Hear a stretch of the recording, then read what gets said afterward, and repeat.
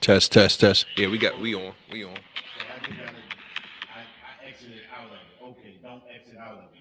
Test, test, test. Yeah, we on. All right, it's working. Okay, thank you. I made a mistake and Test, test. exited out of it. Okay,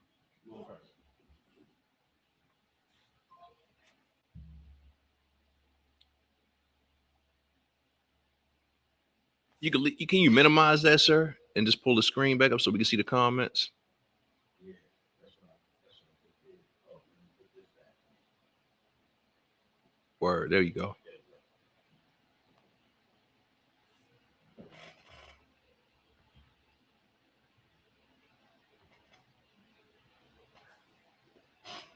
All right, so we on.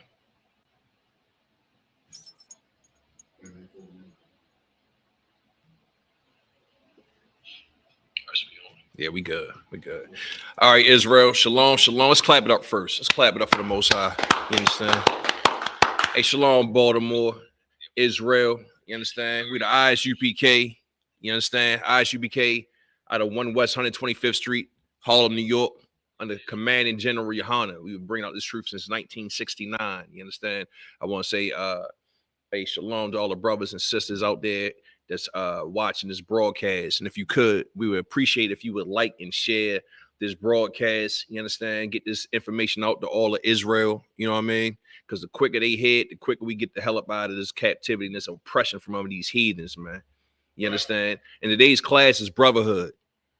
You understand? Brotherhood is something that is a major lack in our society that is amongst blacks, Hispanics, and Native Americans, man.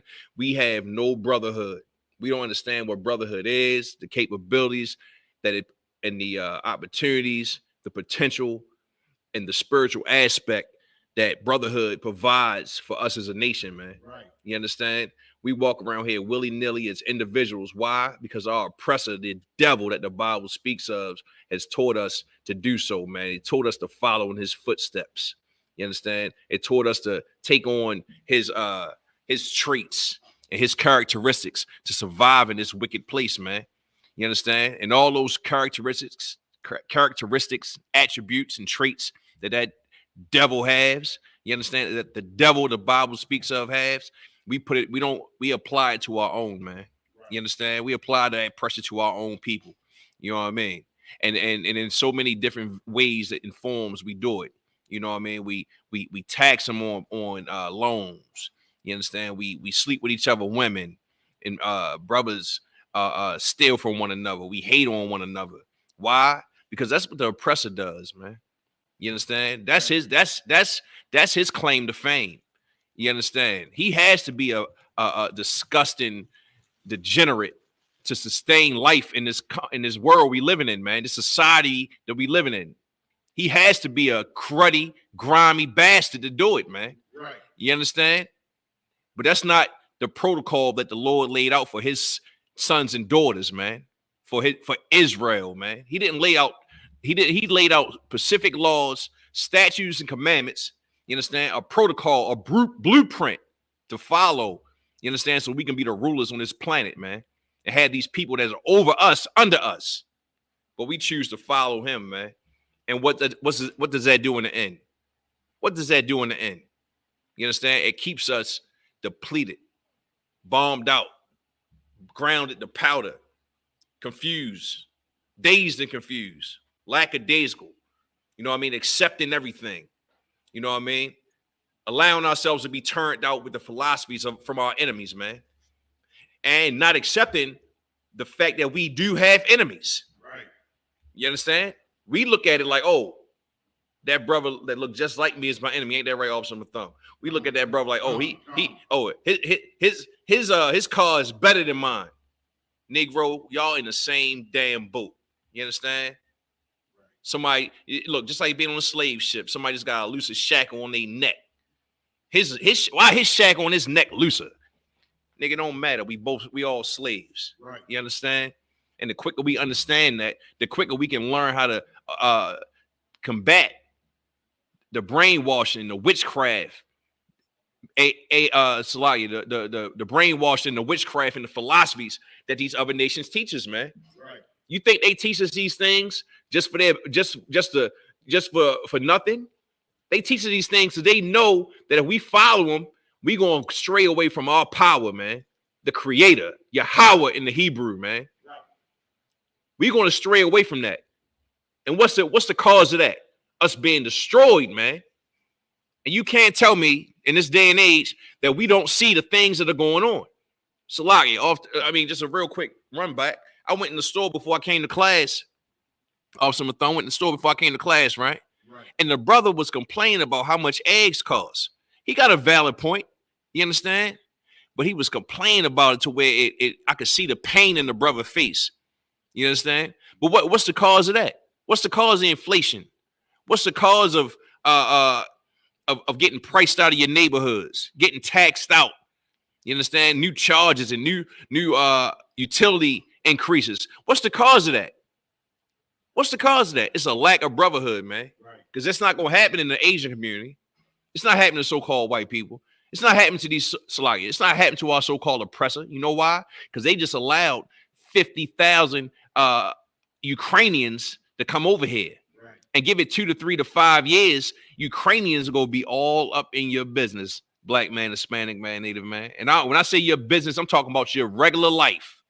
You cutting your grass. You don't see a Ukrainian walking down your street speaking whatever the hell they speak, smoking them cigarettes with the white filters, flicking them in your yard after you done raked it. You understand? That's what you're going to go through. You understand? It's going to be the new squeegee boy is going to be the Ukrainian teenager, the misfit from Ukraine that's going to take over your squeegee boy operation. Right. It's going to have it as an LLC, and he's going to have employees and accept Cash Act. You understand? That's going to be the new burden we're going to have to bear. Why? Because guess what? If you read the title, we're going to tell you why. Because our Christian pastors has failed us, man. You understand? Right. They failed us, man. They give us this doctrine and this philosophy, this hug everybody, love every goddamn body. You understand? And we supposed to accept it. And if not, you evil, you wrong. Oh, brother, why you sound so rough? Oh, sister, why you act? Oh, no, sister, you got to love. You got to forgive. God damn that, man. If you want to forgive somebody, forgive the brother next to you, man. You understand? Don't forgive these bastards, these other heathens for what they did to us. You need to take that anger and utilize it for righteousness under the Lord's name, man.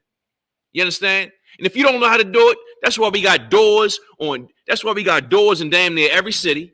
We got camps in almost every city all over the goddamn planet, man. You understand? And just for reference, ours is 3430 Eastern Avenue. Come up in class, man, and we'll teach you how to use that attitude, that anger, that frustration, that depression. We'll teach you where it comes from, how to utilize it to benefit your nation and benefit your people, man, and change your life. But the Christian church ain't gonna teach you that. They're gonna teach you, it's normal to be, it's a common thing to be upset. It's a common thing to be oppressed. You understand?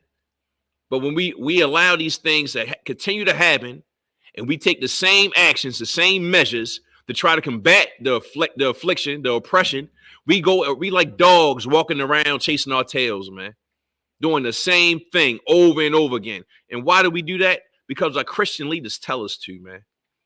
Martin Luther King, like Officer Mathon was talking about last week, all those things coincide with each other that keeps us oppressed, man. You know what I mean? We need to charge our Christian pastors, these Christian churches, man. We need to charge these people, man. You understand, that work for the oppressor. We need to charge them. Right. How do you charge them? You ask them questions while you in that church, man. Ask them why. Oh, well, why are you saying this, pastor? And this says this. You understand? That ain't what the scriptures say. And if the digging pork chop, you understand? They bum rush you and exit you up out the church. You understand? Understand you did a righteous thing. Right. And then you bring yourself to 3430 Eastern Avenue, man. We got classes here. Black man, Hispanic man, Native man, woman, and child. We'll teach you how to combat these things spiritually. We ain't telling you to go out there and get a whole bunch of goddamn guns. Ain't nothing wrong with having them. Hey, by all means. If you're legally able to get them, get them. You understand? Ain't nothing wrong with that. Enjoy yourself. Right. But we're not telling you to be violent like our oppressor. Because when our oppressor doesn't like what we say or disagrees with what you fake, you understand? He inflicts violence. We don't do that in here. You understand? We don't do that. We are taught to follow the rules, the laws, statutes, commandments that the Lord put out for us. And that is our weapon. You understand? That combats our affliction from the oppressor, man. You understand? So look, we're gonna get on these passes, man. And we're gonna talk about the brother Tyree, man, that lost his goddamn life, man. He didn't lose his life, it was taken from him. Taken from him by his own brother. And what makes it so significant is that it was taken from brothers that thought they was getting a job to do the right thing, to fall in line with the oppressor. You understand? The mark of the beast. That's the mark of the beast. Not a goddamn microchip, potato chip, any kind of chip. Right. Chip tooth, it ain't that. You understand? How can it be a chip? When we had the pandemic, they couldn't even get chips for goddamn cars, man. Use your brain. Get away from Christianity, man. Salakia. Right. But anyway, we're going to talk about that, man, because it's real important. You know what I'm saying? Because Negroes and, no, not Negroes, sorry. Christian pastors are going to flip it. They be like, well, you got black on black crime every day. It ain't no difference that it was a police officer that did it. I beg to differ. It is a difference. You understand? Even though it's all wrong. I don't agree with no black on black crime at all. Right. You understand? At all. Gangbangers, dope dealers, cops, it don't matter who it is. But the big thing about this thing with these cops, man, these 6 brothers that had on that shield, had that badge, you know what I mean, that were commissioned slave catchers. That's what they would have been in during the slavery times. They'd have been commissioned slave catchers. Right. That's all they are. Now the difference is that black man, Hispanic man, your taxes, and you live in Maryland, in Baltimore City, you know your taxes go up every goddamn year. You pay their salaries. You pay for their pensions. You understand? And not only that, we are taught from kindergarten that the police are here to serve and protect. How you serving protecting somebody and you beat the brakes off a brother, man, and take his goddamn life, man? You understand? And this, we're going to get into it. We're going to get into it. Hey, Salat, yes, sir. We're going to get on these passes first. Hey, Salat, sir, if you could, let me get Baba Kashar. Let me get Isaiah 56:10, if you could. Because these Christian pastors, they got a responsibility, man. And not the responsibility that the oppressor gave them when they go to those schools called, sir, collegial, whatever they call it. Not synagogue schools. The schools that you go to go be a theological schools. Them things. To get the little white square on your neck. Right. That's what, yeah, you go to school to get that. You understand? Right. You get the authority to walk around with a white square on your throat. Good night. That gotta be some type of demonic sexual symbolism that's gonna come out when the Lord bring his wrath on this place. We're gonna find out all your secrets, oppressor. You understand? But yeah, go ahead, sir, when you got it. Isaiah chapter 56, verse 10. Go ahead. His watchmen are blind. Whoa, what's a watchman? What's a watchman? Black man, Hispanic man, Native man, and any heathen that's watching this broadcast. What's a watchman? You understand? We got automated watchmen right now, and you got an automated watchman in your house. You got an alarm system. You understand? Lets you know when something ain't right, coming into your fence, into your fortress, to your home, to your gates. You understand? But the Lord is talking about watchmen. The Lord tasked men to be watchmen. Right? But go ahead. His watchmen are blind. They are all ignorant. Hold. They're watchmen. Our watchmen, black man, Hispanic man, and Native man, our watchmen. Who are our watchmen? Who would be our watchman if you read the Bible, Christian? Who would be your watchman in the ancient days, according to the records in this book right here? Who would be your watchman? The priests and prophets, man, of the Most High, that the Most High ordained and chose to lead his people, man. Those are the watchmen. But guess what? We got artificial intelligent watchmen right now. It's like not intelligent. We got artificial bootleg watchmen right now. Who? I.e. your Christian pastors, man. When I say Christian pastors, I'm not just talking about the Christian church. I'm talking about all other religions. You understand?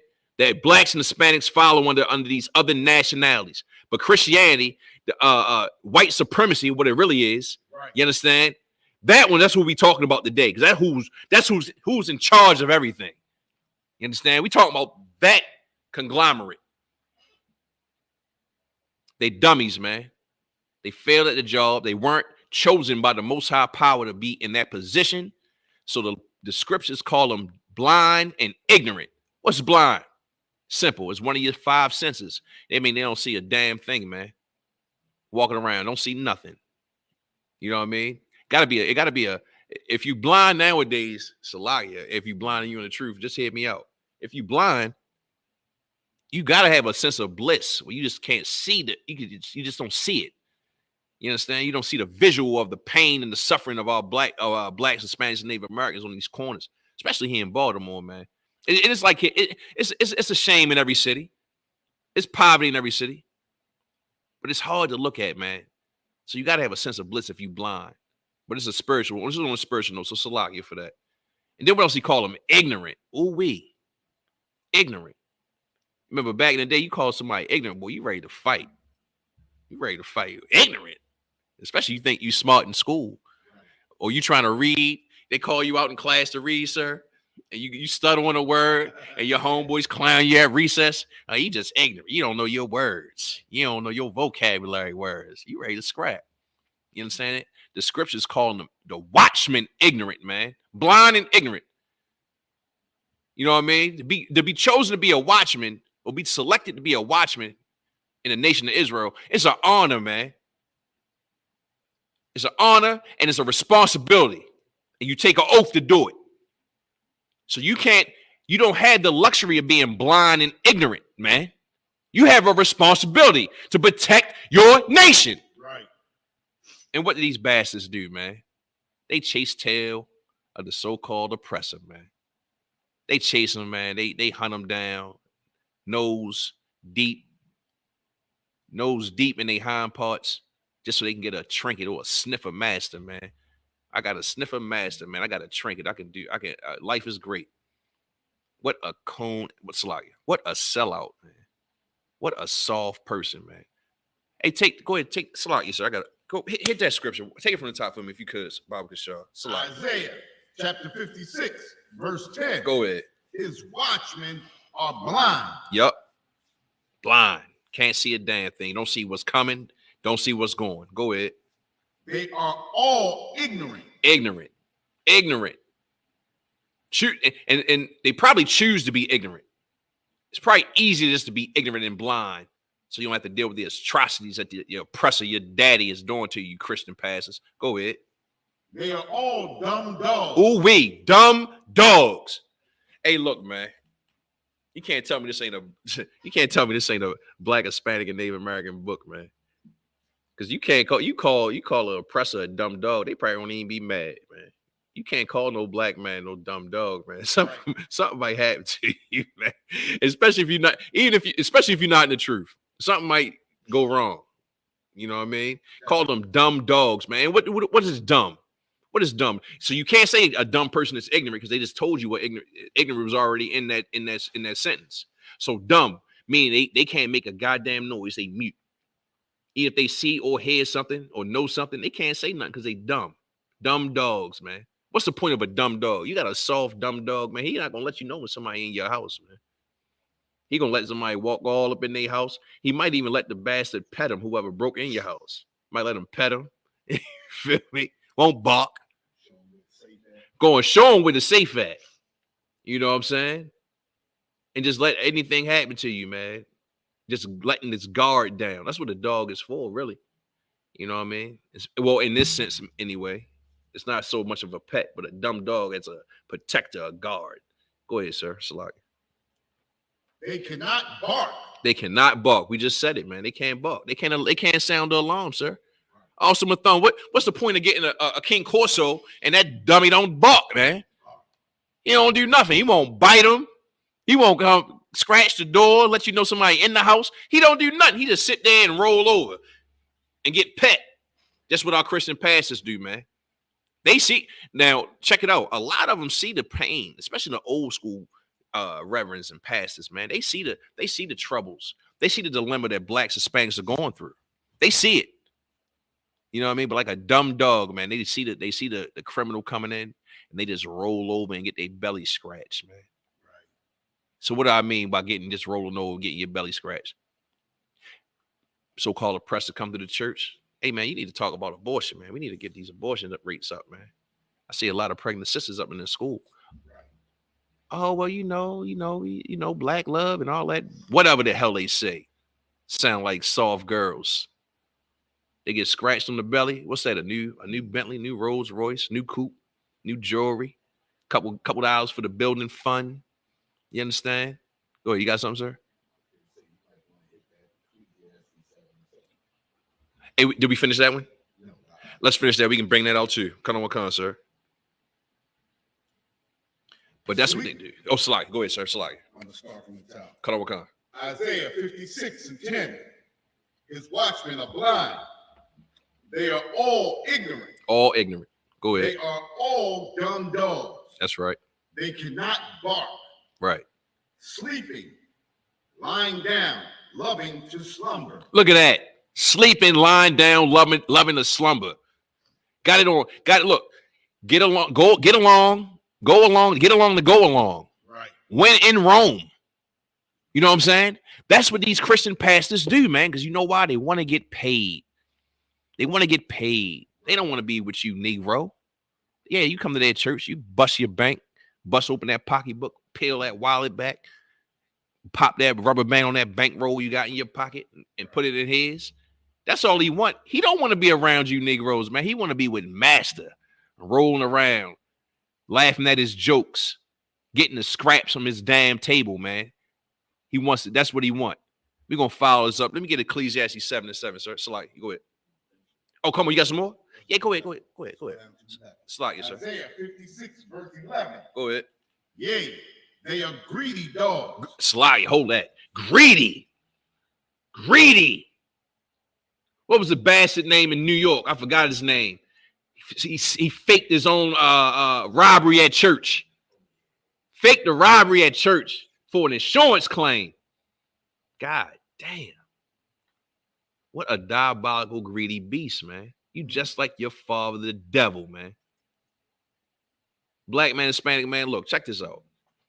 If you're watching this right here, you need to come to class, man. If you have any spiritual inkling and want to know what's really good and what's going on, come to class. And if you can't make it, click on the class, man. ISUPK.org, man. We got schools all over the country. You don't like me? We got brothers all over the country. We got brothers in Philly, Delaware, New York, all kinds of spots in New York, right. Upstate New York, down south, over west, Midwest, other countries. You understand? Find you a class you like, man, and learn the truth, man. Right. Get your spirit up out this place, man. These pastors are teaching us to keep our spirit in this place, and that's why we get destroyed like we do. Go ahead, sir. Salaki. Isaiah 56:11. Yea, they are greedy dogs, which can never have enough. God damn. You can't get enough? You can't have enough? I go to Burger King. I get me a Whopper with cheese. That's all I need. I don't want 2, 3 of them, even though they're delicious. You feel me? I'm a fat boy on the low. But I'm not going to keep eating them. Why? Because I had enough. But these Christian pastors don't have enough. They don't have enough of your money, enough of your children, molesting them and sodomizing the little boys and turning little girls into tricks. You understand? They don't have enough of that. They don't have enough of sleeping with your wife, black man, or black woman telling you to leave your husband. They don't have enough of destroying your home. Right. They don't have enough of serving the whites, like serving the oppressor. They don't have enough of it. You understand?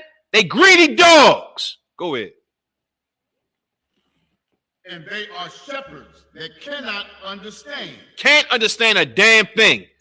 Can't understand anything in these records. Why? Because they were taught by the oppressor, man. Why would you think that your enemy, the oppressor, the devil that the Bible speaks of, will ever teach you anything to liberate you and your people? Why would you think that? let alone set leaders in front of you to teach you how to live life and sustain life. Why would you believe that? Why? You know why? Because they dispatch Christian pastors to lead you to your own destruction, man. Entertain you with your own goddamn misery, man. That's what they do. Go ahead, sir. They all look to their own way. Look at that. They look to their own way. Woman, thou art loose. Oh, I got some quotes too, sir. I'm about to bust out for these pastors too, man. That they say, and these cliches that they have. You understand? It has nothing to do with the scriptures, man. You understand? Nothing to do with it. It's all on their own thoughts. Go ahead, sir. Everyone his own for his gain from his quarter. Look at that. His gain, not your gain, black man, Hispanic man. That's your own people, not our gain, not our reparations and liberation from these heathens and the oppressor. No. His own gain. And guess what the Lord said? His own gain gonna be his own demise. Go ahead, sir. Come on. Yeah, Ecclesiastes 7:7. Ecclesiastes chapter 7, verse 7. Surely oppression maketh a wise man mad. Hey, look, the Lord ain't say that it might or it sometimes happens. He says surely. When he says surely, that's without a doubt. It's going to happen. It's guaranteed. You understand? It's guaranteed it's going to happen. Surely oppression, man, makes a wise man mad. Who's the wise man that he's talking about? He's talking about the brothers and sisters that know that something ain't right. Go ahead. You got some more? Oh, Salaki, sir. Hey, Salaki, I'm going to call you back when in class. Smile, Duke Salaki. Go ahead, sir. Right. Got you. So who's the wise man? You understand? Who? The brothers and sisters that are on these corners. The brothers that's on these corners, letting you know what it is. That is the ISUPK. Israelite School of Universal Practical Knowledge. You understand? Out of 1 West 125th Street, Harlem, New York, under Commander General Honda, man. We ain't affiliated with nobody else, man. You understand? And we know we are being oppressed. You understand? Wise and being oppressed. And we mad about it. That's why you see us on the corner and we speak the way we speak. We dress the way we dress. We carry it the way we carry it. You know what I'm saying? We don't think we tough guys or we some crazy Negroes, some blackity black guys, Black Panthers. We love those brothers. We just wouldn't want to come to the truth. Right. You understand? We love them brothers. We love all you brothers. But that don't mean we're not going to check you and put you in your place when you out of line, man. But anyway, we not like that. We're not some radical misfits that don't know how to operate in this society, this day and age we living in. You know what I'm saying? We could be mad. And you should be mad. If you're not, you just like the rest of these Christian pastors, man. Dumb dogs, can't speak, can't bark, rolling on your belly, getting trinkets from master, man. Right. You understand? What do you want? Do you want rulership or do you want to continue to be slaves on this planet, man? Surely oppression makes a wise man mad. Go ahead, sir. And a gift. And a what? And a gift. Say it one more time, sir. And a gift. A Bentley truck. And a gift. Louis Vuitton shoes. And a gift. A big bag of money. And a gift. Go ahead. Destroyeth the heart. You get gifts, you don't give a goddamn how you get them. You understand? You don't care how you get them. Oppressor giving you money, giving you fame and fortune. You understand? Making you famous and wealthy. You don't care how you get it. Once you get it, you got it. Especially if you have no morals. You're going to do whatever you can. Destroy your people. Go ahead, sir. It's heavy that you're saying that too, right? Because think about it. You know, just like you said, those gifts, they destroy our people, right? Right. Gifts, you know, our watchmen are taking those gifts. That's why they're dumb dogs. That's right. Because the gift destroys the heart. Their hearts have been destroyed. Speaking of the heart, you know, we speak of the mind. Their minds are totally destroyed from that gift. You understand? This is the reason why, you know, even the politicians that are supposed to be our leaders, they destroy. Why? Because their palms are being greased. They have been given gifts. to sell out their own people. Come. You understand? That's why we in the predicament. That's why we in the situation we in. That's why we in ghettos and barrios, on reservations and things like that, because our leaders have been given gifts. Their hearts have been destroyed. Their minds have been torn apart. Come. And that was heavy what you brought up. And look, I'm gonna piggyback off of that. Your mind has been destroyed because you got a gift. So what is that? The oppressor gives you the gift that keeps on giving. Right. You understand? Keeps on giving you gifts and trinkets because you know why? You're doing a good job killing and destroying your own people, man. Right. This is a shame, man. Because you wouldn't do it if you knew the truth. If the Christian church, the pastors told you the truth, you would value your brother and your sister, man, regardless of their social status in this filthy, disgusting place, man. You would regard their life and their well-being like it was your own, like you're actually commanded to do. You know what I mean? If you didn't know that, Christian, the laws are done away with, you Christians, disgusting Christians. Not that you're disgusting just because you're a Christian, but disgusting because you allow these things to happen to your own people, and you wouldn't even dare shake a wag or finger at a so-called oppressor. You understand? You got any more on that, sir? Nah, that was it. All right, Con. So look, that's just to cut the surface of what we about to talk about. Now, before we get into the brother Tyree the law that had his life taken, let's talk about what these Christian pastors indoctrinate you with. You understand?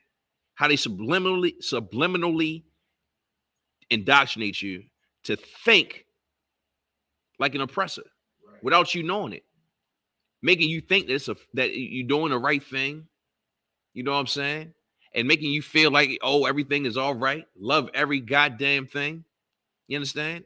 It ain't how it works. That ain't how it works, brothers and sisters. You understand?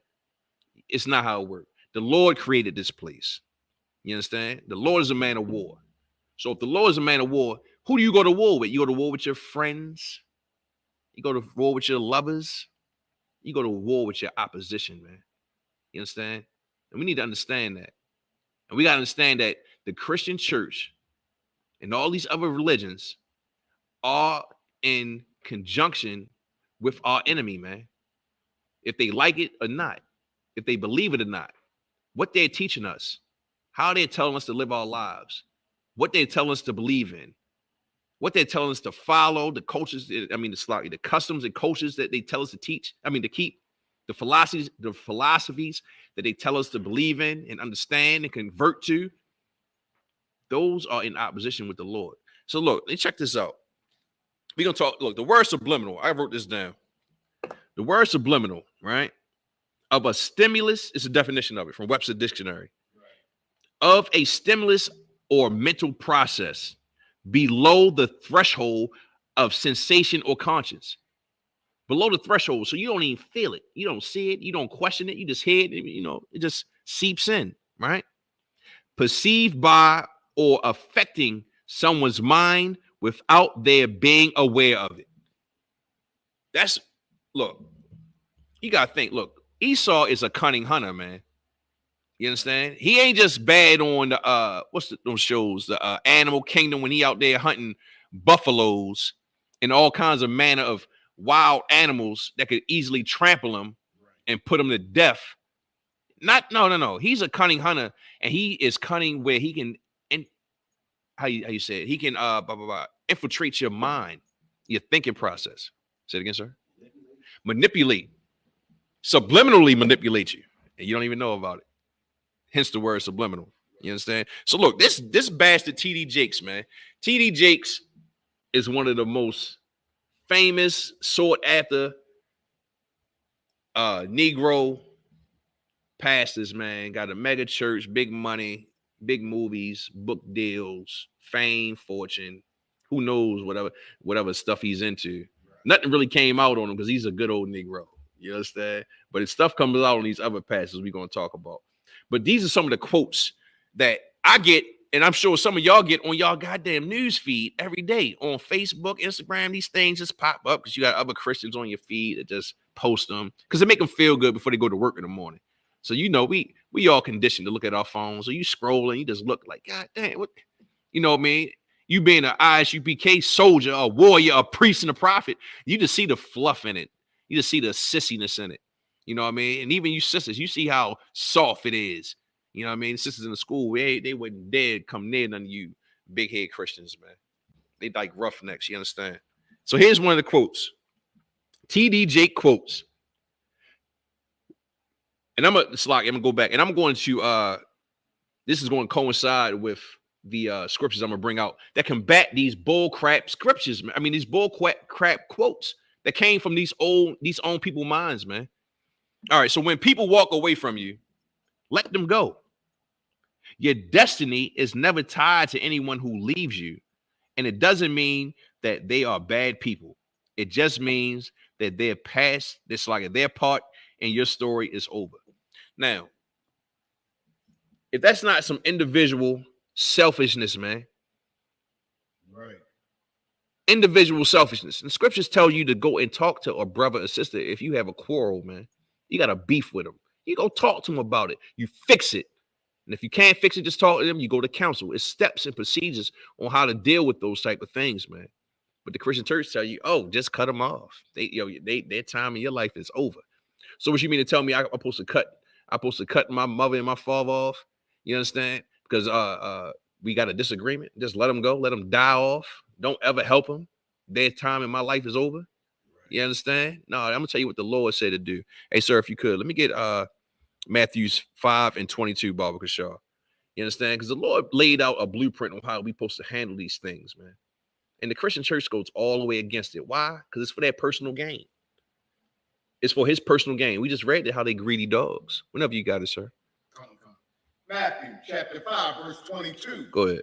But I say unto you that whosoever is angry with his brother. If you angry with your brother, why else would you cut somebody off? It gotta be something behind it. Go ahead. Without a cause. Without a cause. You just a jealous, envious, sucker filled. So you're supposed to be sucker free, right? You sucker filled. Go ahead. Shall be in danger of the judgment. Oh, we in danger of the judgment. Judgment can come in all kinds of ways and forms and fashion. Go ahead. And whosoever shall say to his brother, Rakah, shall be in danger of the council. Now, what's the word Rakah mean? Rakah, empty, vain, or worthless fellow. You call somebody empty, vain, or worthless because you angry or you got some type of disagreement or beef with them. You in danger of the council, man. And back in ancient days, you know what I mean? The council wasn't something that you just shuck and jive through. It had serious consequences and repercussions. Go ahead, sir, if you could. That was it. But whosoever shall say, thou fool, shall be in danger of hellfire. Ooh, we. You understand? And let's not be all sci-fi, movie channel, Netflix, theater, silly about this hellfire. We talking about serious punishment and judgment. That's what he mean by that. Serious wrath that the Lord can bring on you. You understand? Right. That was it on that. All right. We're gonna follow up with Matthews 18-21 through 22. Baba Kashar.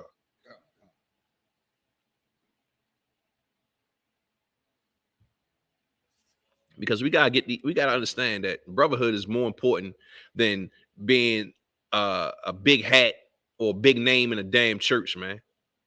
You understand? We got to shake that demon off of us and understand that it's wrong. So we don't allow our brothers and sisters to get killed and murdered in these streets. Go ahead, sir. Matthew chapter 18, verse 21. Then came Peter to him and said, Lord, how oft shall my brother sin against me? How often? You understand? How many times am I supposed to let this nigga just do me dirty? Or this sister do me dirty? This is brother asking Christ. How many times, Lord? How many times am I supposed to let this man just do me dirty and cruddy? And live on it and me not do nothing? Go ahead. And forgive him. And forgive him. How many times, Lord? God damn. It got to be a breaking point somewhere. Go ahead. Till 7 times. Ooh-wee. Till 7 times. And what that mean? That don't mean that a brother or brother sister do you dirty 7 times in actual numbers? Like it's 7 different occurrences that this person did you dirty or wrong. You understand? No, the word 7 or the number 7 is completion. You continue to love that brother. You could forgive that brother. Now, that don't mean be stupid. Like, if a brother come in your room and steal your $50 off your dresser, you know what I mean? You feel like, hey, you stole my money. All right, I forgive you. And you keep putting $50 up there and he keeps stealing it from you. No, it don't mean that. You learn from your lesson. You put your money in a damn safe. You hide that money from that brother. Go ahead, sir. Verse 22. Jesus saith unto him, I say not unto thee until 7 times, but until 70 times 7. Oh, that's a long time. Long time. You know what I'm saying? But we are the ISUPK, universal practical knowledge. So it's universal practical. You understand? So you learn your lessons from what not caused it, but you learn your lessons on how to deter the brother from doing or the sister doing you wrong. So if it's theft, if it's a brother saying something out of line to you, you understand? You find ways and you learn your lessons from that situation to deter those type of behaviors. You know what I'm saying? So you forgive that brother and hopefully they learn a lesson and don't do it no more. But how can they learn a lesson if you never tell them about it? Like TD Jakes is telling you to do.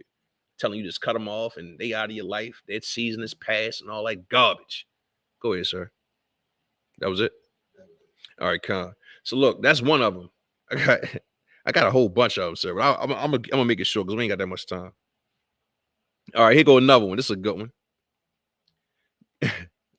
Dang, this is funny. All right, you cannot embrace your destiny if you do not let go of your history. Now we're gonna get into this. You understand? This bash is telling you you can't embrace your future unless you let go of your past. What that sound like? Don't that sound like the oppressor telling you, black man, Hispanic man, oh, get over it. Slavery was a long time ago. Right. You understand? But this is a black man telling a whole congregation of thousands of Israelites that follow him as a watchman for his guidance in life. He's telling you, forget your damn past, man. Right. So you mean to tell me that, you mean to tell me that I'm supposed to forgive these big banks and these corporations that redlined and railroad our family members when they were trying to get loans to get houses, overcharging them for their properties, putting asbestos tile in their flooring so that children can grow up with asthma and who knows whatever kind of lung cancer or respiratory issues. You understand? We're supposed to forgive that. We're supposed to forget about that. We're supposed to forget about the slavery and the mistreatment that we had after slavery, the mistreatment that we go through now, the brainwashing, the manipulation, the subliminal manipulation and mind control that we go through now. We're supposed to forgive. We're supposed to get that, so we can go to the future, and we can live like these reality show misfits that are living in hell on the low. We just don't see it because the cameras ain't on them when they off camera. You understand? So we can live like P. Diddy sleeping with his son's girlfriend, or Steve Harvey letting his stepdaughter get passed around Hollywood. You understand? We supposed to forget about those things and look for the future so we can live like these misfit Israelites that are living high on the hog on Esau's hind parts. We supposed to forget about it. La'ah says the scriptures. La'ah, which meaning no, sir. Not at all. No, we cannot forget. We are not allowed to forget. And I'm going to prove it. Hey, sir, let me get Deuteronomy 32:7, if you could, Baba Kashar. The Lord said, don't forget. You understand? Because I know now this is a new age thing. I'm kind of old. But back in the day, they was like, you can't know your future if you don't know your past. Right. But this nasty half a sodomite is telling you, forget about it. Move forward. Ooh wee. Just nasty and gross. Go ahead, sir, if you got it. Deuteronomy chapter 32, verse 7. Go ahead. Remember the days of old. Wait a minute. Go back one more time. Hit that first word. Remember. Whoa, he said remember. Remember. Think back on it. Grab hold of that last experience. what you were taught. That's why we study in school, right? So you know how to do them math equations, all them hard-ass equations and calculus and all that. Especially the brothers is real smart, the geniuses we got in the school. Right. They got them higher learning degrees, calculus and advanced. Oh, me. Oh, wow, man. Look, forget about it. Look, I count. I can count your money for you. I got you. Right. You understand? But you are taught to study so you can remember. That's what studying is. So you can remember, retain the information, and apply it to a future situation. You understand? I.e., you take a test. You study for the test, whatever test, history, math, English, whatever.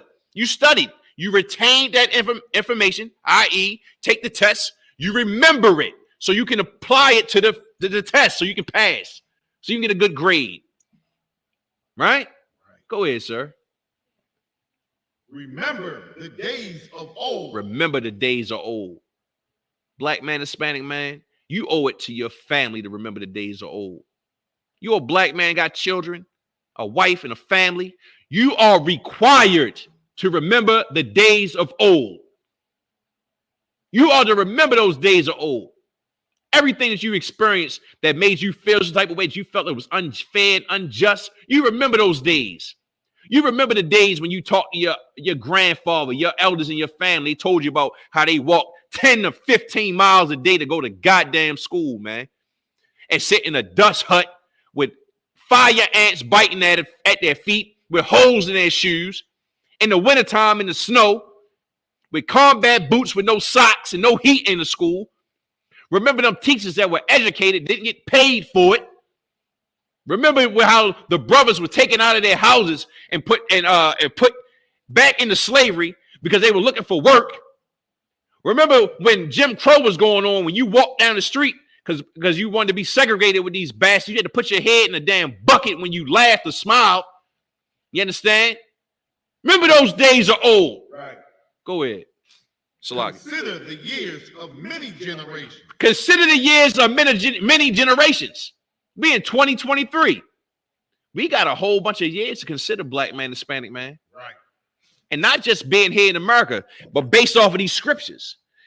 It's a lot of hell we went through in these scriptures. You understand? And it's a lot of triumph and victories we also had, and it was glorious. I.e., we celebrate the high holy days. That's why.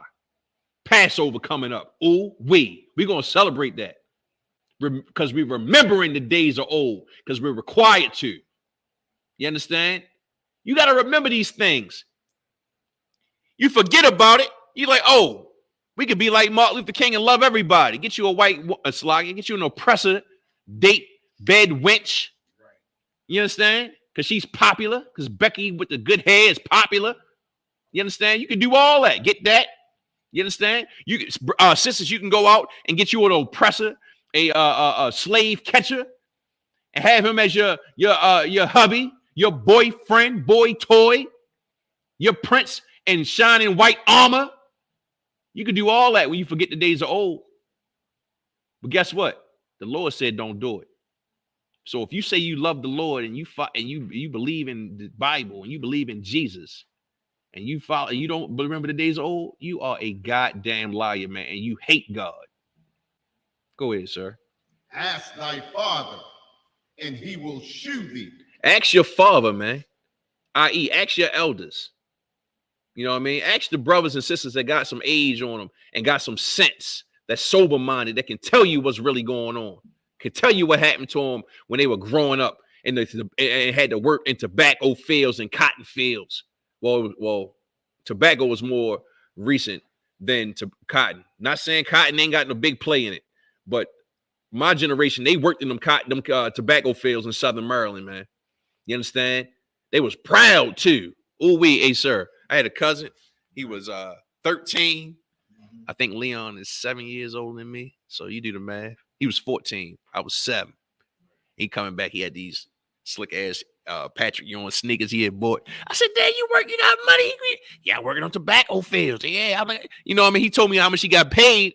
It was something crazy, but it was enough to appease the mind of a slave.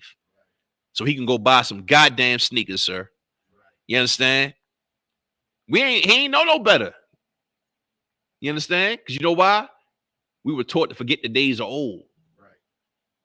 And not knowing that I guarantee that our ancestors worked in them tobacco fields like they did them cotton fields for free. Right. Just like they worked in the Caribbean, them cane fields. In every kind of goddamn field until they created a machine to run it for them. We did all that. Not to forget the days are old. Go ahead, sir. That was it. Thy elders, and they will tell thee. So, like, you take it from the top, sir, if you could. I'm going to start it from the top. Cut on, come on. Deuteronomy chapter 32, verse 7. Go ahead. Remember the days of old.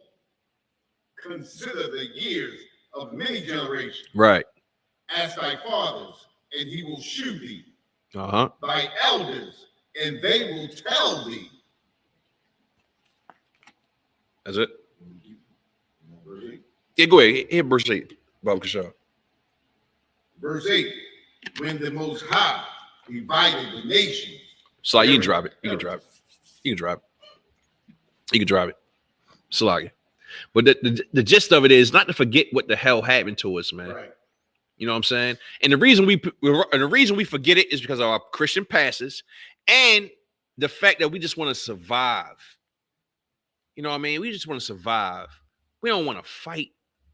We just want to survive. We just want to get by. You hear it all the time. Brothers be like, hey, I just made another day. I'm still alive and breathing. What's the point of breathing? You still a goddamn slave. You don't know who you are. You just want to continue to get kicked and beat spiritually and physically in this place. What's the point?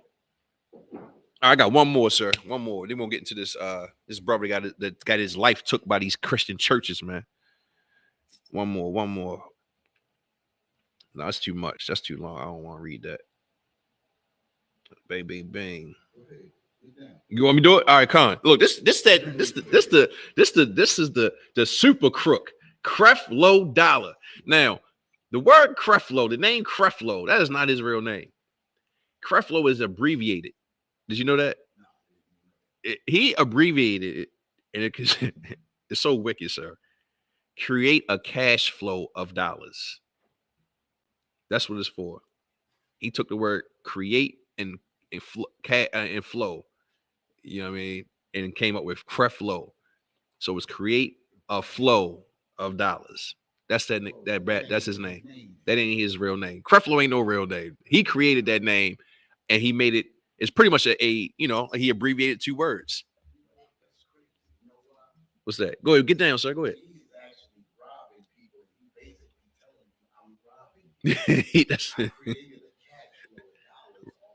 Right. Right. Oh, hey, sir. Hey, look, that was yours. It's yours. Right. Creating a cash flow of dollars. I found it out. He actually said it in one of the interviews he had when they came to his house. Mm-hmm. He got so much money now, he can tell you I've been robbing you. Oh yeah, what you gonna do? He's so bold, and he got just like you said, he got the people blinded, right? Mm-hmm. The people are so blinded now. He can come and tell you, look, I've been robbing y'all all these years. Right. I'll see y'all next week. Right. Make sure you got them ties. Right. Right. I hate to laugh, but sir, damn, that's just what it is. Create a cash flow of dollars. Create flow of dollars. That's what that bash. I ain't never heard a nigga named Creflo. Right. Right. He made it up. So think about it, right? He capitalizing off of that name. Mm-hmm. And then using his real name to go spend your money. Damn. Right. Even heavier. Right. That's definitely a pimp name. That's definitely a pimp name. You understand? And hey, ain't too many people named Dollar. I know people named Money Penny. I know a oppressor named Money Penny. His last name is Money Penny. But I've never met anybody named Dollar that didn't change their name to Dollar. You just said it. Is it? Create a flow of dollars. Wicked as hell. Wicked as hell. Yeah, he had an interview when they came to look at his $15 or $5 million something property he got with his own zip code, and he broke it down, and I said, "Well, God damn, That's a dumb dog right yeah, there. yeah, ignorant, Won't bark. won't say a damn thing, He won't allow people to anything. nope, because he like to roll on his belly and get his belly scratched. You understand? You know what I mean? Loving the slumber. Loving the slumber in a $5 million mansion with his own zip code.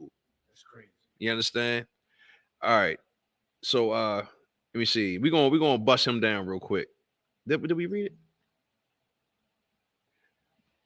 Oh, here we go. Here we go. This is a good one. This is a good one. This is a good one.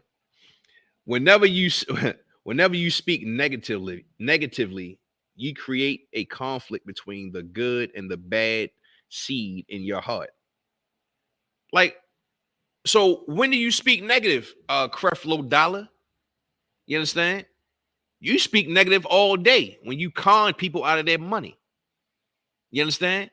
You con people and you con them out of their money, and you call the Israelites, not all Israelites, you call the ISUPK a hate group. Right. We are labeled a hate group. What will be number 3? Poverty Law Center, they call us number 3 in the books, something like that. You understand? We call us a hate group, and we're not speaking hate. We are telling the truth. You just don't like our tone. You understand? We're gonna bounce that off. Let me get Isaiah. So go ahead, sir. La. Because we pull in this card. Oh, absolutely. I hate you. You know what I mean? He has to agree with the oppressor. Right. You understand? Because we think we're gonna stop this Creflo Dollar. Right. You know what I mean? Right. Right. That's crazy, you know what I mean? But see, think about it, right? Just like you said, he's loving to slumber. And you waking up a slumbering dog. You waking up a sleeping dog. You understand what I'm saying? A dog that can't bark, who refuses to alert his people to the dangers that's before us. That's right. So now when you start to mess with his bag of bones, get angry. You know what I'm saying? Now he getting upset. So yeah, we a hate group now. Right. You know what I'm saying? But let me ask you a question, right? Who is the hate? Who is the hate group? People who love their people, or people who hate their people? People who, or a person who will not alert his people to danger. Right. You know that's the hater. That's the hate group. Right. That's the hate group right there, sir. So, i.e., your Christian church is the hate group. Yeah. If they allowing you to continue to sin against God, eat crab, shrimp, pork, and lobster, and every other nasty thing on the planet, and follow behind these other customs, these heathens, these other nations, that's the hate group. That's the real hate group. This is a love group. Go ahead, sir. Don't say nothing to me. Look, my brother, right? Go ahead, sir. But if we get out there on that street Saturday and I use that Creflo Dollar. Hey, sir. Hey, look. I'm just gonna give you the thumbs up. I'm gonna give you the holy salute. Hey, that's what it is. Matter of fact, so I'm gonna do you even one better. I'm gonna get that clip and I'm gonna send it to you tonight. I'm gonna text it to you.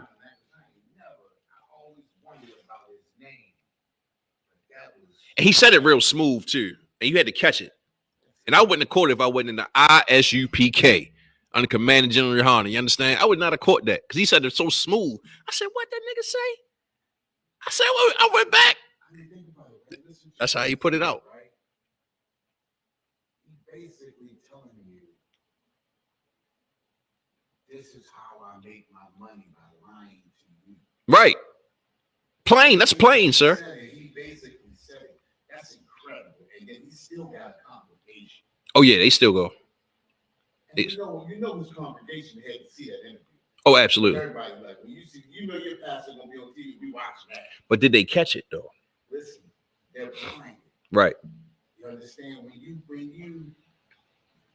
listen, the oppressor, all right, you used the scripture earlier, you are of your father the devil, right? He is of his father the devil. He is a master of lies, deceit, right, propaganda.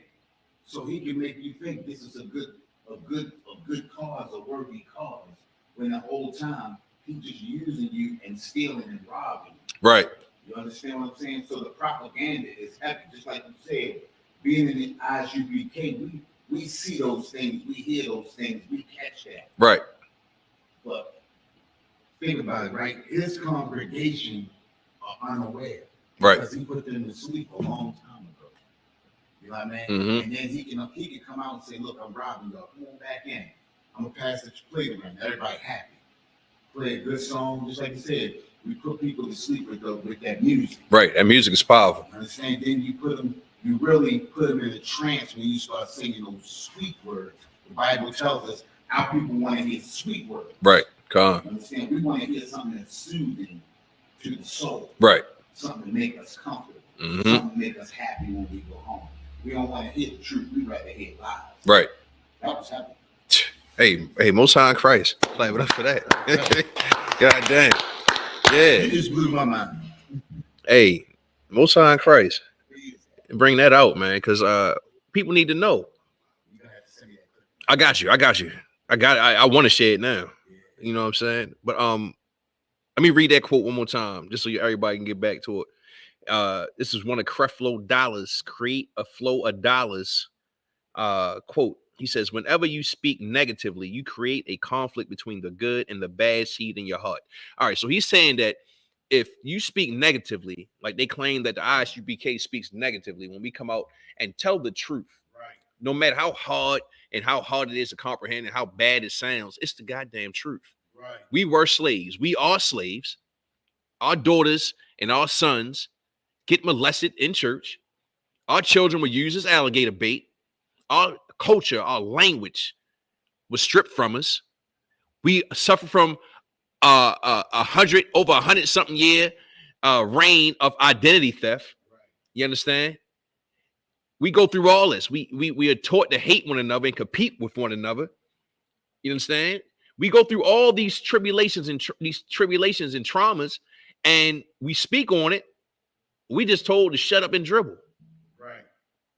Shut up, Negro. Take your lashes and go ahead and finish being a slave. Why do you have to say anything?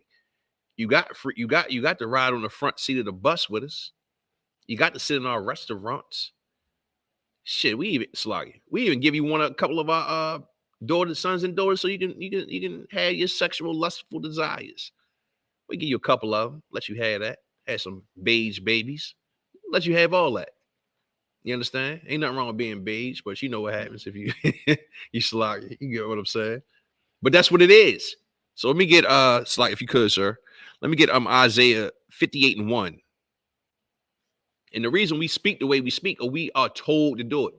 Ain't like we just some maniac Negroes on the corner out here yelling. There's a reason we do these things, man. We are in order to do it. And guaranteed, every brother and sister, I'm saying every one of them, every brother and sister, every brother that goes on that corner and speaks the truth, holds a post, you understand? They are conflicted in their souls to do it. Right. The Lord chose these brothers to do it. You understand? It ain't like we out here just to do it because we want to be in some social group. It's work being a priest and a prophet, man. This ain't an easy job. It ain't, everybody's not built to do it. That's why you shouldn't be a so-called Christian pastor if you're a goddamn liar and a thief, creating a flow of dollars.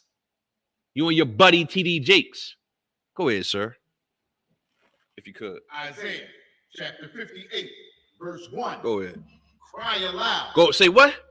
Cry aloud. No. See, now a Christian pastor will rock you to sleep in church, making you sound like you're supposed to just boo-hoo and cry and run up and down the goddamn aisles of the church, drooling and falling all over the goddamn place, talking about you caught the Holy Ghost. This is not what that means. Go ahead, take from the top, sir. Salagi. Isaiah chapter 58, verse 1. Go ahead. Cry aloud. Cry loud. Spare not. Spare not. Don't worry about what they're going to think. Don't worry about what they're going to do, what they're going to say. Cry loud. Say it any goddamn way. Go ahead, sir. Spare not. Lift up thy voice like a trumpet. Raise your voice from the bellows of your gut and say it. Go ahead. And shew my people their transgression. And let you know that the Christian church is lying to you. The philosophies that we study and we follow in America are lies.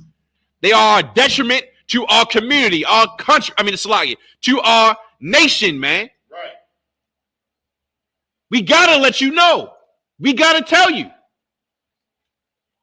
If not, it's on us. It's on us anyway. We gotta tell you. You see it, say something. Ain't that what they teach you in pre-K? You see something, say something. Especially when all the so-called 9/11 stuff happened. Right. You see something, say something. You see somebody, you go to the airport, they play that message. If you see any unattended bags, please let authorities know. If you see any strange behavior from individuals, please notify authorities. Please do not leave any unattended baggage. What else they say? You know what I mean? All that. I was going off. But anyway, all that. To what avail? Go ahead, sir. You got some on that? I'm going to start from the top. Come on. Isaiah chapter 58, verse 1. Cry aloud. Cry aloud. Spare not. Spare not.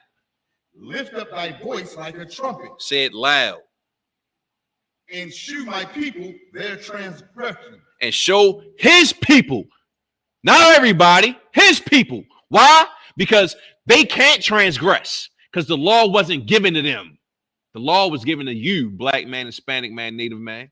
When we transgress, we have the problems. We had the problems. We suffer from police brutality, redlining, social injustice. We suffer. Not these other heathens. A dope fiend oppressor can stop shooting heroin for a week, take a bath, brush his teeth, you understand, get a haircut, go to the Goodwill, get some dress shoes and a dress shirt, some Dockers, and tuck it in and get a job. Negro, you wish you could. Go ahead, sir. And the house of Jacob their sins. And show you your sins. What's sins? Transgression of the law.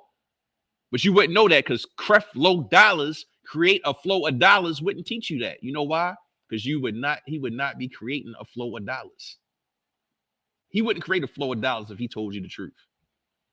You understand? Let's drop that, sir. Let me get 13:2. Isaiah 13:2, sir. We're just gonna piggyback off that. You understand? We gotta know.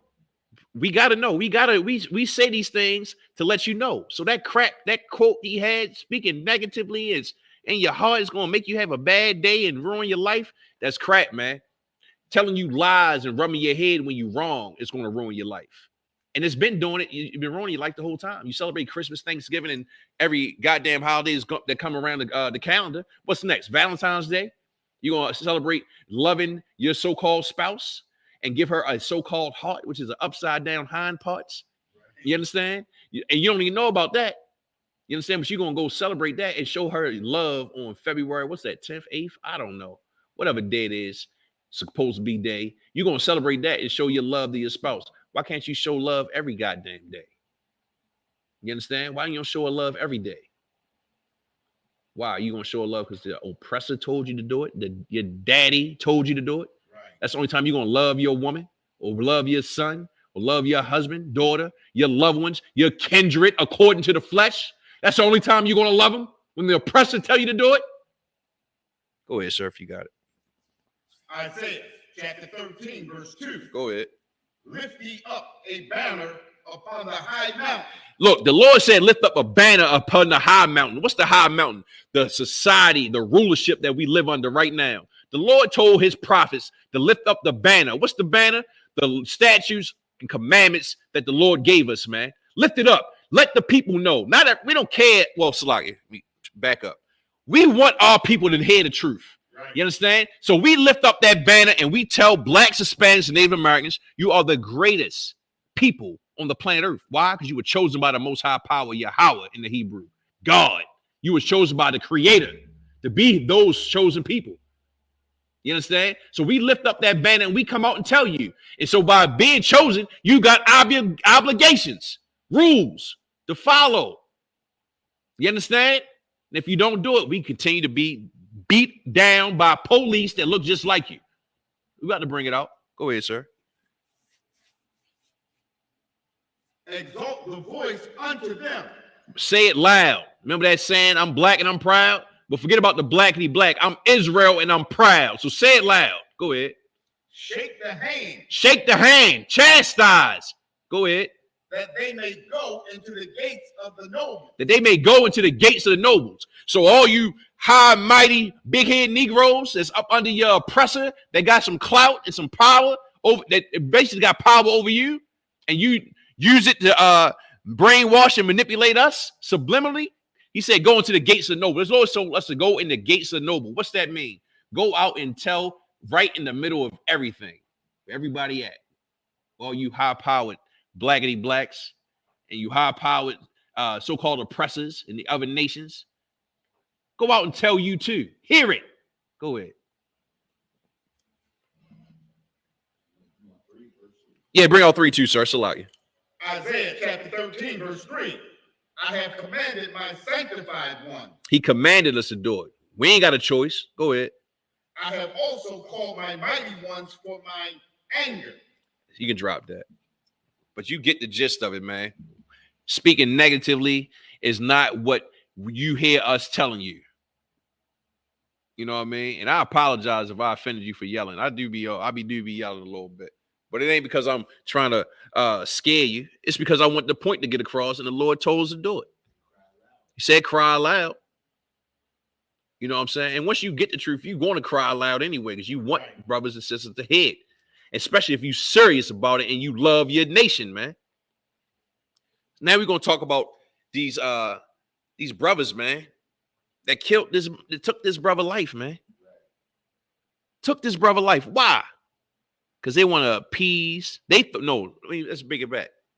Sir, bro, often was the thumb. Appease, right? Oh, you're right. All right, I'm going to take it from there. They want to appease the oppressor. That's right. They wanted to appease the oppressor. And why they wanted to appease the oppressor, often was thumb? You know why? They did it because they want to fit in. Right. They want to get all the accolades and the trinkets that the oppressor has. Yeah. They want to see and feel the same passion and power and authority that the oppressor is ordained. You understand? By wearing that badge or his badge being him. You understand? His blessing. They want to indulge in Esau's blessing of being a cunning hunter and a murderer and a vagabond and a thief and a rapist. You understand? And a liar and being the devil that the Bible speaks of. They want to indulge and appease the oppressor so they can indulge in those same qualities that he's ordained to have by the Most High. That's what they want. They wanted that. You know what I'm saying? And a little bit more came out in the story, sir, that the brother was allegedly fooling around with the brother girl. Right. It was one of the cops, the 30-year-old, I forgot his name. Tyree, supposed to be having some dealings with his girl. And that's why they pulled him over and did him the way they did him. You know what I'm saying? And that badge in blue, that blue shield, or what they call it, the blue line, or whatever they call it, that thing, that oath that they keep, that brotherhood. They was like, oh man, well shit, she's my wife too. That's my girl too. That's your girl. That's my girl too. I'm gonna go ahead and stomp them out with you. You know what I'm saying? And they went and and continued to beat this brother. Now, let me back up. If those allegations are true, if that brother slept with that woman, or his wife, he was absolutely wrong, man. He was absolutely wrong. That don't mean you should take his life. That's if. It's like, that's if. Like I said, it's an allegation. Allegedly. If that's the case, he was wrong. You understand? But it's no reason to take that brother life, man. We not in those days where you can do that. Ain't none of us live a righteous life to where we can go out and just take the vengeance of the Lord in our hands and take another brother's life, man. You got a line. You got a line. All the way.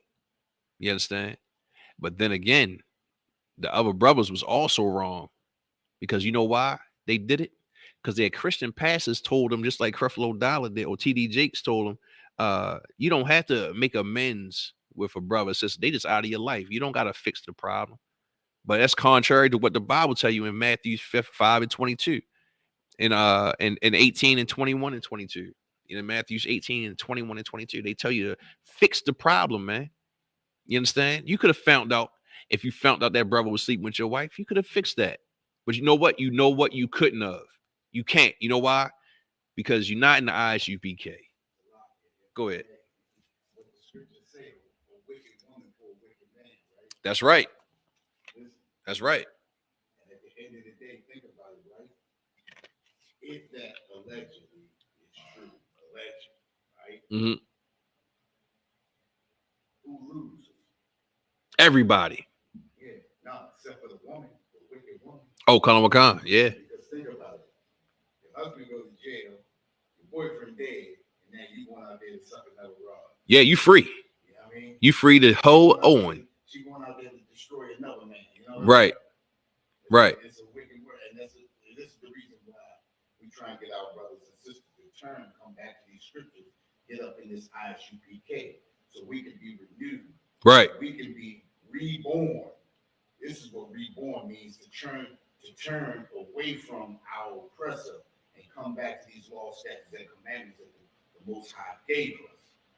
You know, we need to come back into this truth and be reborn.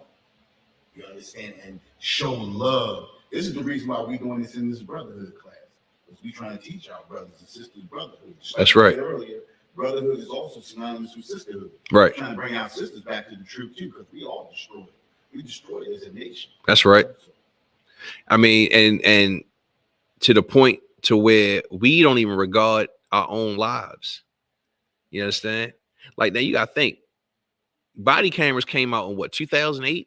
Something like that. Was it? It was late. I know, well, it may not have been that late. It was about 10 years ago. Everybody started wearing body cameras. I don't know. It wasn't that long ago. We in 2023. Good night, 2023. Damn. I think it was late. It was early 2000s or mid 2000s. Who knows? Who cares? But you wearing body cameras. This brother had a body camera on. He didn't care what he said, how he treated this brother, or nothing. The illegal stop, he didn't care. How they yanked him out the car, talked greasy to him. They sound like some niggas that was pretty much trying to rob him. You know what I'm saying? Talk real greasy, nothing professional. Yeah, called him a BITCH, all that.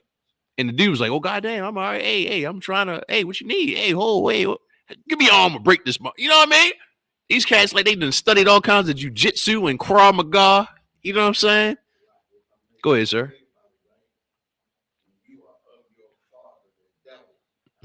Bring it out. Right. When they get in that blue, they get behind that badge and they gun on their hip, they look at themselves as the oppressor. That's right. They don't look at themselves as being oppressed.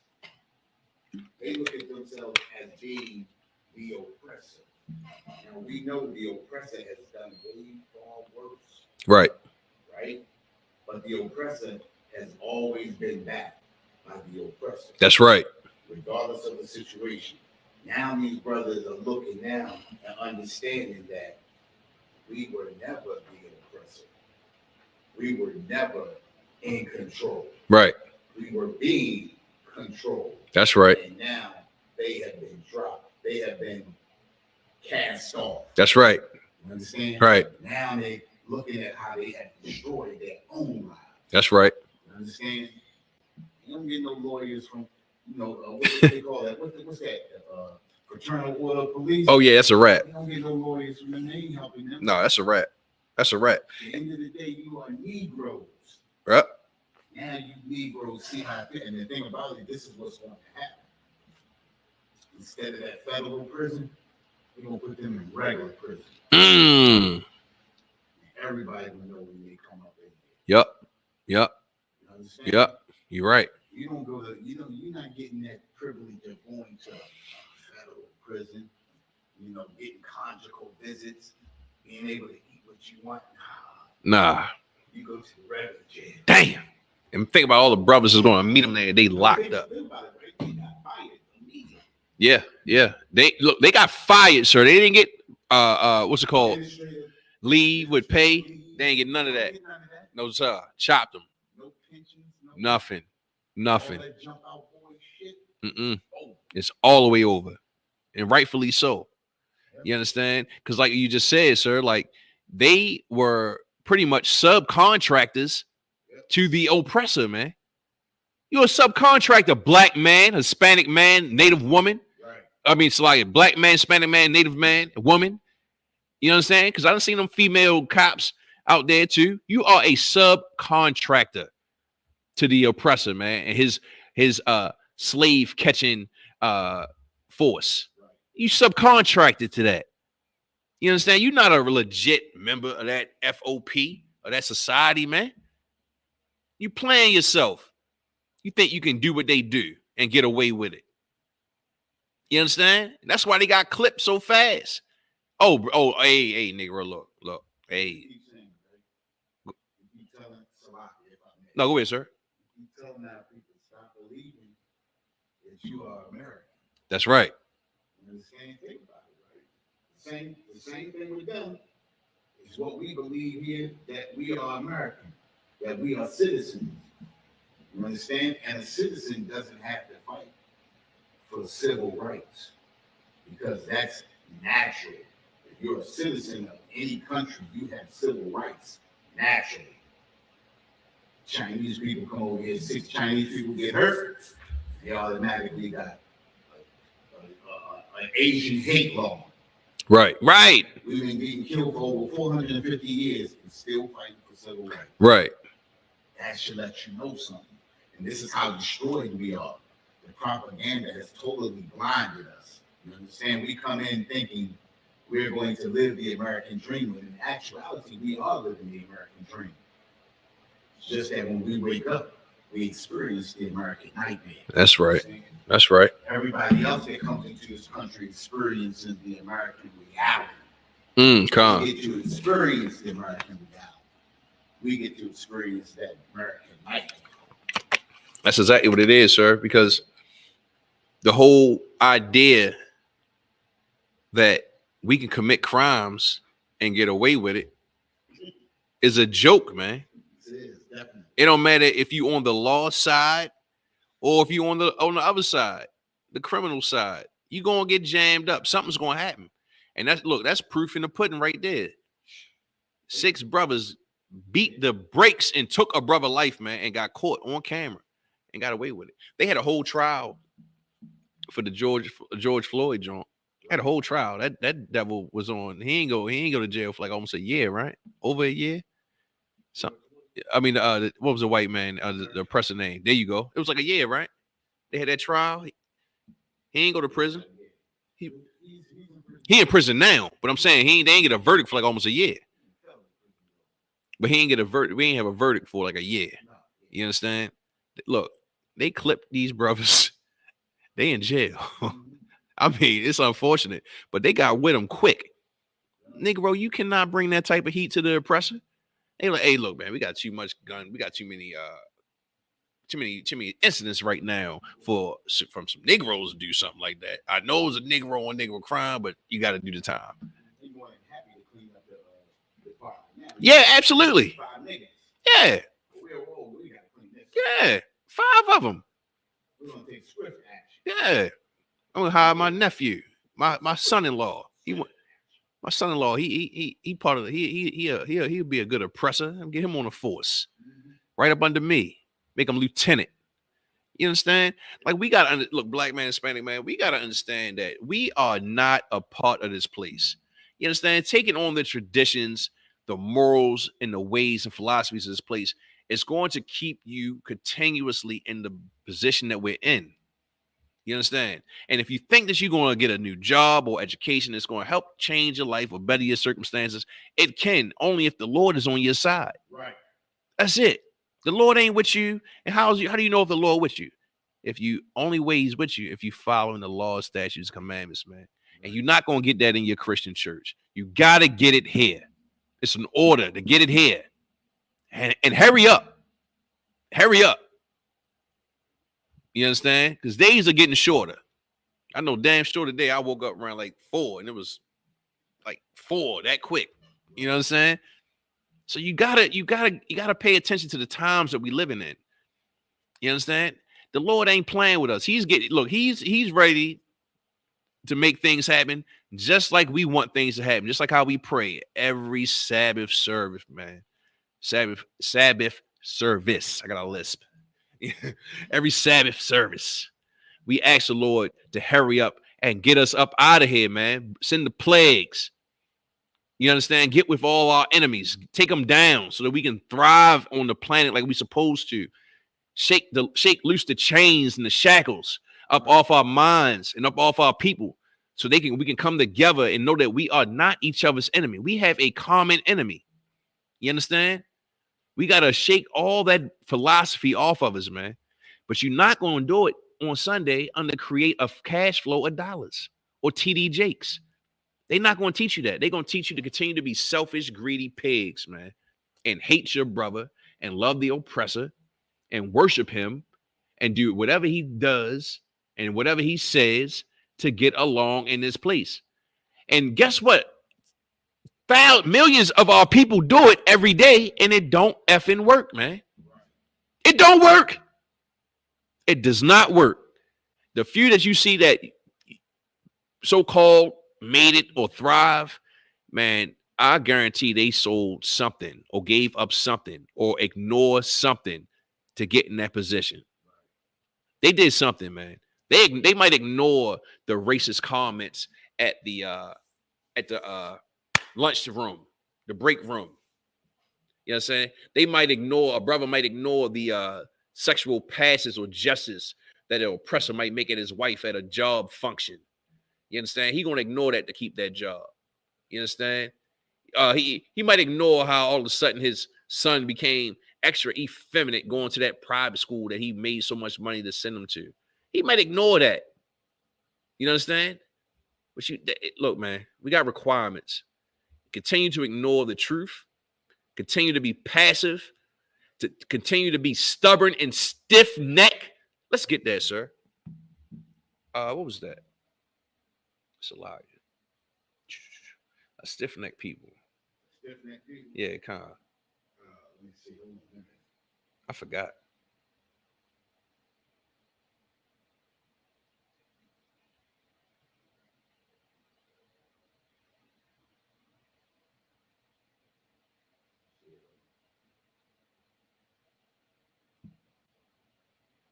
Oh man. You can go with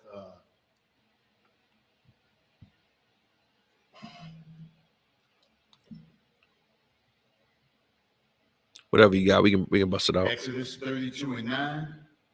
Yeah, that's it. Go ahead, bring it out, sir. Exodus chapter 32, verse 9. Go ahead. And the Lord said unto Moses, I have seen. Now, this is the Lord talking to Moses. The Lord considered Moses a friend.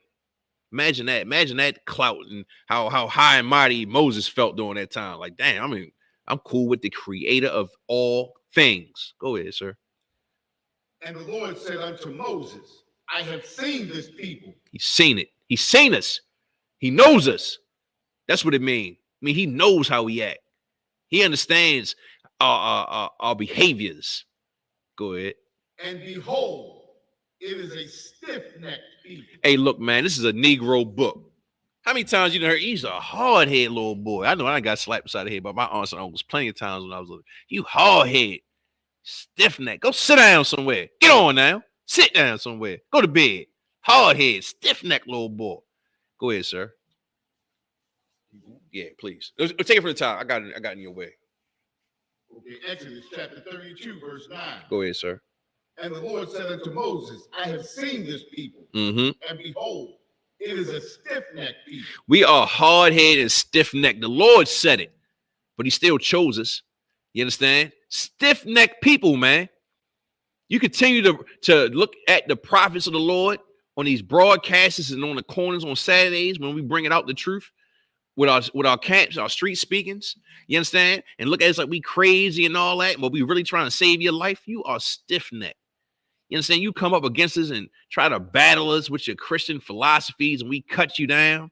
And all of a sudden, you get into your holy, roly gospel, whatever it is, temper tantrum, and just try to talk over us and try to convince the crowd that you right.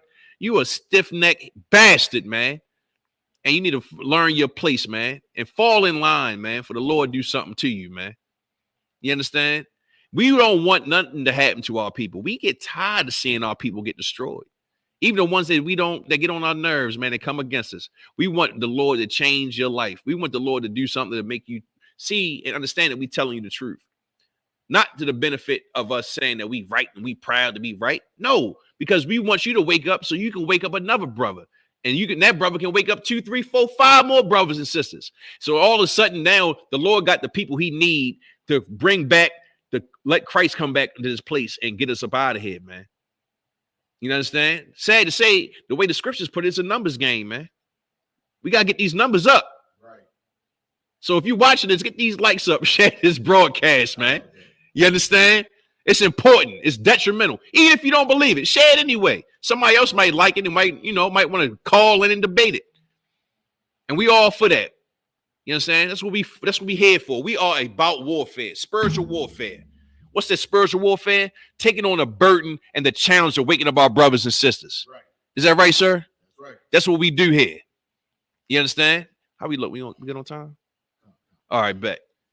Oh, so look, these brothers that took on the mark of the beast, i.e., in their hand. Right. You understand? And in their mind. Right. Because that's the mark of the beast, in your mind and your hand. You understand? They took violence against another brother, man. Right. And murdered him. God damn. Didn't Moses deal with some brothers like that? Yes, he did. They were striving together, and they tried to check Moses. He said, man, well, ain't you want to run for killing the Egyptian? Hey man, we're gonna drop a dime on you. And they did. What can we bring that out? No, we good. We good, sir. We good. You should read come to class. We give you all the information you need. You understand? But look, we're not supposed to be intertwined with this, man. And you gotta feel it in your soul. You gotta know something ain't right when you wake up in the morning and you go put that badge on and go do the dirt for the oppressor, man. Because you guess what? You wasn't allowed to do it over 100 years ago. Maybe, well, wait a minute. About 200 years ago, little under 200 years ago. Right. You know what I'm saying? You couldn't wear the badge unless you had a taskmaster with you, and he just had you with him because he knew that you know how to track and run through the fields with the dogs. You understand? You was good with the dogs, go hunt the slaves. You understand? And he knew that you was just so happy to be around him and not sleep in a mud hut that he knew that you would kill your own brother, man. Or you would tell on your own brother. You would lynch your own brother. You would take on that privilege, that authority to do those horrible monstrosities to your own people, man. And that's what you're doing today, black man, Hispanic man, Native man, woman, in these police forces, on these police details, and anything else that you're under the mark of the beast, under our oppressor, that helps assist in the oppression of your own people. And you know what I mean? And you go to church, you claim you love Jesus, you claim you go to church, but you don't believe in God, man. You don't believe it. You don't believe it. It's just something to make you feel good, to make you feel safe, right, in the back of your mind. You understand? That's all it is. It's just an apparatus to make you feel comfortable with what you're doing. Because your pastor, like TD Jakes and Creflo Dollars, tells you that you don't have to follow the laws. Laws are done away with, but pay me my tithes. Don't forget the tithes. Matter of fact, tithes is wrong. Pay more than the tithes. The bastard even said that. But those are the leaders, the dumb dogs, the watchmen that weren't authorized to be watchmen in the first place. Those are the people that have us continuously in sin and under our oppressor and not following the rules and statutes and commandments that the Lord gave us, man. You understand? And it's documented all throughout the book, all throughout the scriptures, man, all throughout this. It's documented. Hand over fist of the encounters that we had by just being under the oppression of our people. Being under the oppressors, man, of different nations. And every nation always had a Sambo, stepping, fetching, not Uncle Ben. Uncle Ben was a good nigga. I think he was anyway. I forgot. They always got one of those cats that just want to get along with the oppressor to sustain life. You know what I mean? Like in the book, was it the Book of Maccabees, sir? When they was like, let's go and make a covenant with the heathen. Look at that. Look back in the Maccabees. It's always there, man. Go ahead, bring it out, sir. Those are the Sadducees and Pharisees in the New Testament. Those are the Maccabees were strong people back early in biblical time. And those Maccabees, those Sadducees and Pharisees were the descendants of those Maccabees. Right. So they used to fight for us, and now they selling us out as the Sadducees and Pharisees. Right. Yeah. So they got chose because they already had the position of power and the influence. So they got chosen by the Romans or the Greeks, right. The oppressor. You understand? Because they already had influence, and they got weak through the generations. So you look at our leaders today, it's the weak. You understand? Because they don't have the truth. Right. You understand? They fell away. You understand? God. So instead of following the truth and grinding it out and suffering with your people, like Moses did, you rather follow with the oppressor and further destroy your people. You understand? Right. Further sell us out. That's what the preachers and pastors do. That's what the politicians do. They lie to us every year, right? Right. Come vote. Think about it, right? You got all of these black people in power, in positions of power. They always talk about what's that? Police reform. Right. Police still murdering us. Right? Come. Nothing gonna change. Right. You understand? Our brothers and sisters got to come back to this truth. That's the only change. That's the only way we're gonna make a change. That's right. Back to this truth. That's right. And we think we got to do it from the inside. We gotta get our people on the inside. We gotta work from the inside. It's a lie. That's a damn lie. Brothers and sisters been working on the inside since the what's that? After slavery. Emancipation. Yeah, emancipation. We had brothers and sisters on the inside back then. Right. We had brothers on the inside back then. Look at what's his name? What's that? Douglas. Frederick Douglass. Oh yeah, Frederick Douglass. Think about it, right? Yeah. You got brothers and sisters in there, Clarence Thomas, Thurgood Marshall. What's that broad name that's in there now? The lawyer chick that like high up, the judge. I forgot her name. I know you're talking about. Married to the heathen. We are lost people who get caught up on position as opposed to progress. Right. You understand? A black person gets something, we happy because a black person got something or got a position, but they still selling us out and destroying us. Right. You understand? Clarence Thomas, the judge, everybody was happy, right? And he's still sending people up the river, still sending brothers, still murdering brothers. Right. You understand? Against affirmative action, a law that was created to help us in our distressful time. You understand? God. He's against it. Married to an oppressor. Right. How can you trust anybody that's married to an oppressor? That's right. Thurgood Marshall, married to an oppressor. Frederick Douglass. This chick that's a judge now, I can't remember her name, but she married to an oppressor. Right. How much help can somebody, or how much sympathy can a person of our people give us if they married to the enemy? Right. Understand? Who they gonna sympathize with? Right. She hated us so much, she married an oppressor. Thurgood Marshall, Clarence Thomas, they hated us so much, they married the oppressor. Right. How much help can they be to us? Yep. And none at all. None at all, actually. It's like a Charles Barkley, all them other coons that can marry these white women, just like them sisters that marry white men, Venus and Serena Williams. Mm-hmm. How much help can they be to you? Right. Right. And and like you said, like the scriptures say, like you gotta be mad, man. You gotta feel some type of way about it. You know what I mean? The scriptures say be angry and sin not.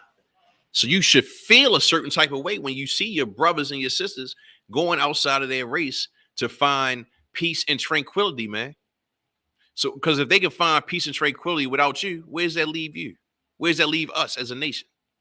It leads us to be ravished by our enemies, man. Integration destroyed us. Absolutely. Absolutely. That Martin Luther King dream. Yeah, man. So look, like we said, like, look, I feel terrible about that brother losing his life, having his life stolen from him. But I also feel bad about those brothers that participated in that act. Reason being, because it just fuels and gaslights the idea that being involved with the suppressor will give us a better life. Right. But they showed us that it doesn't, man. And we're not included. We've never been included. They never wanted us in the first place. They took us on as a strategy to just to make us weak and destroy us further pushing forward in the future. That's all it is. All right. And with that, I'm gonna pass the class off to Officer Matham, man. Powerful teacher. Gonna clap it up for him.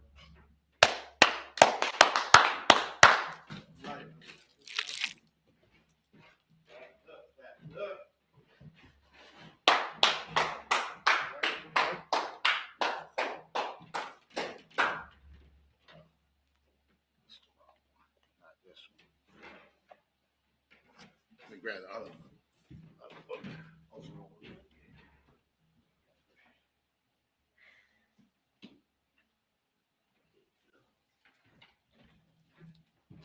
Right.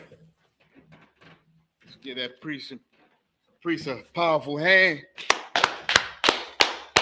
Dog one. Officer in the dog one. That was an excellent class. All right. All right. Security announcements.